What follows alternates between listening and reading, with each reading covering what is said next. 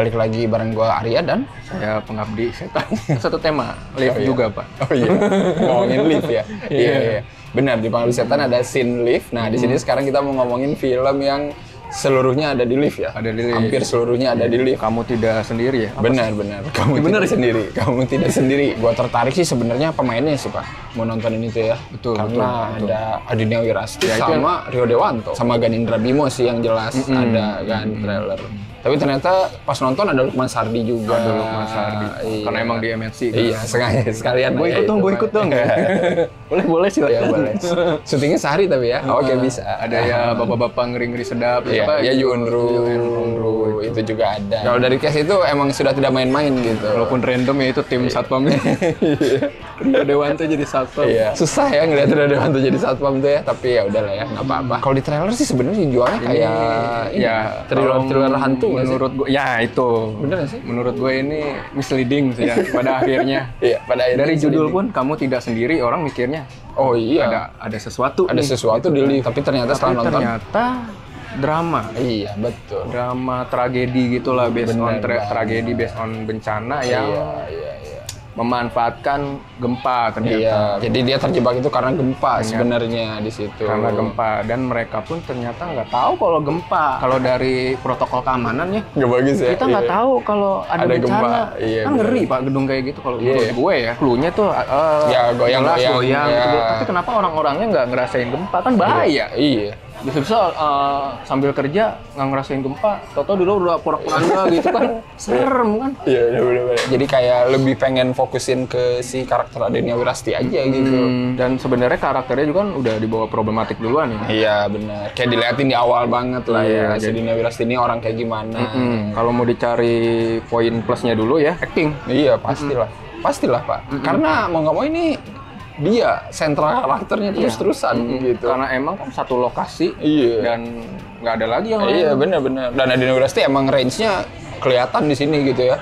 Dari yang bos yang jutek gitu ya, khawatir, takut, histeris. Ada perkembangan karakternya lah, development, perubahan karakter dari normal nggak apa-apa sampai berantakan, sampai rambut hancur-hancuran gitu kan. Tapi ya itu dia karena heavily ke dia juga ya resikonya gitu ya. Hal-hal lain mungkin jadi kurang dieksplor gitu Pak. Benar itu dia. Iya sih. Walaupun acting udah mantap, sayangnya dicemplungkan ke skenario yang payah. Iya, benar. Dan eksekusi dan treatmentnya juga. Iya, benar.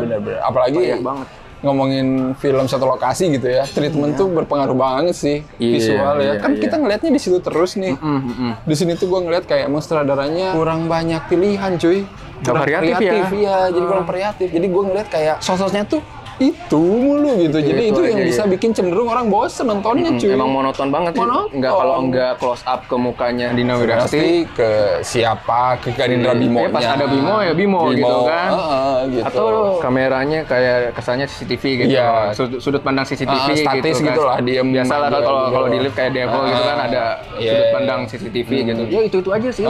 Kalau mau dibandingin sama film yang kayak gini terakhir Fall lah, yang terakhir minggu lalu tuh, yang satu lokasi juga tuh. Iya, The Fall ya.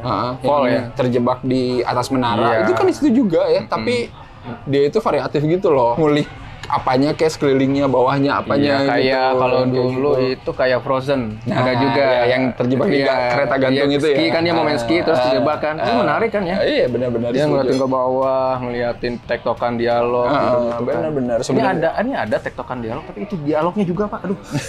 Kalau kata orang mah keringe Pak. Pokoknya Ganindra Bimo sama Adinia Wirasti pertama tuh emang agak-agak gimana ya?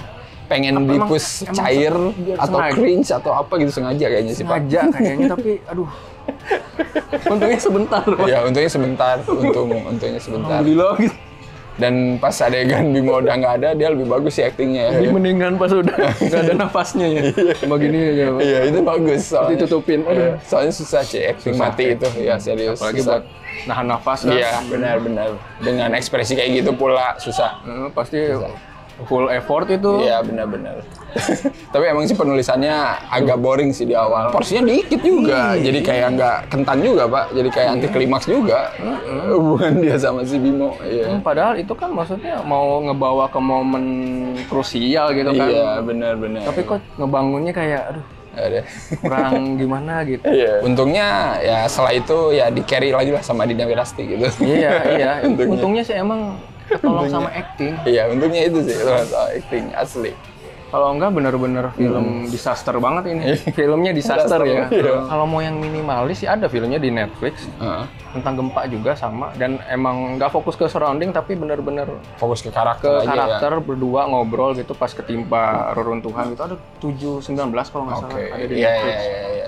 Kayak gitu. Sebenarnya mungkin mau mengarah kayak gitu tapi ini kurang dapet. Kurang nggak didukung dengan production value yang oke juga sih menurut gua gitu ya.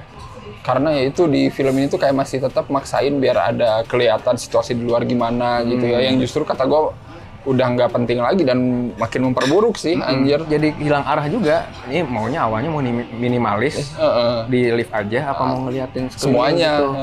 Baju tipis kelihatan kan. Iya. Dilihatin semua kota porak-poranda tapi nggak believable itu jadi makin aduh kelihatan banget. Jadi kita moodnya makin turun lagi gitu. Bener. Bukan ini mau ngejelek-jelekin film bikin CGI tapi emang jadi beneran. Jujur ini mah jadi kayak bikin mood down lagi gitu. Ada hal yang sebenarnya nggak perlu diliatin pun bagus gitu. Kayak pas bagian liftnya jatuh. Itu sebenarnya shot yang menarik karena dia nggak mau ngeliatin si orang di dalam lift pas jatuh lift itu gimana gitu ya. Dilihatinnya kan afternya kan setelahnya. Tapi di sini dilihatin di bawah terkapar gitu. Ya udah nggak apa-apa. Aftermath-nya gitu. Terakhir lah kalau mau. Nggak usah kayak harus semuanya. Kalau mau liatin sekeliling nanti selesai aja bisa aftermath. Wah pol-polan tuh. Duitnya dihabisin di situ kalau perlu. Lagi-lagi gue mesti ngebandingin nih soalnya kayak ada dulu film zombie. Judulnya itu Pontipol di stasiun radio. Itu pure di stasiun radio.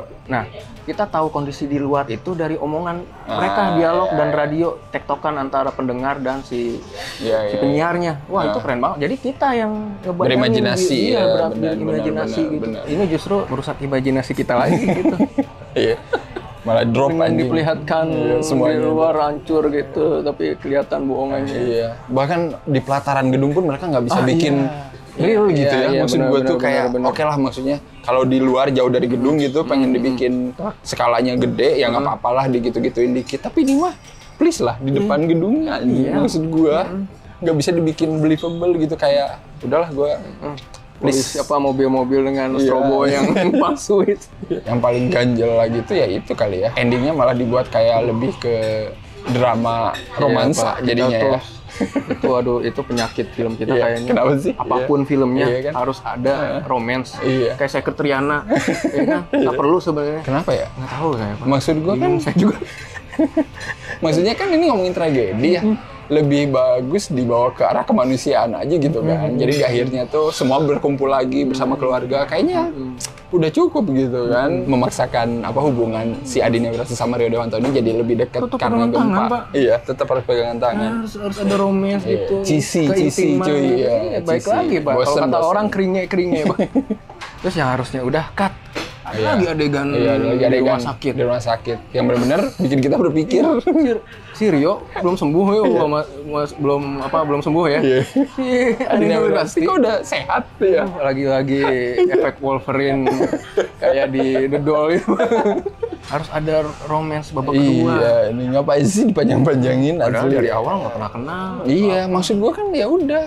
Ini mah hubungan aja, relationship manusia aja, kemanusiaan jadi temen aja lah, nggak usah harus romance jadi intim. Sebenarnya gue menyambut baik sih ya treatment survival satu lokasi kayak gini tuh jarang.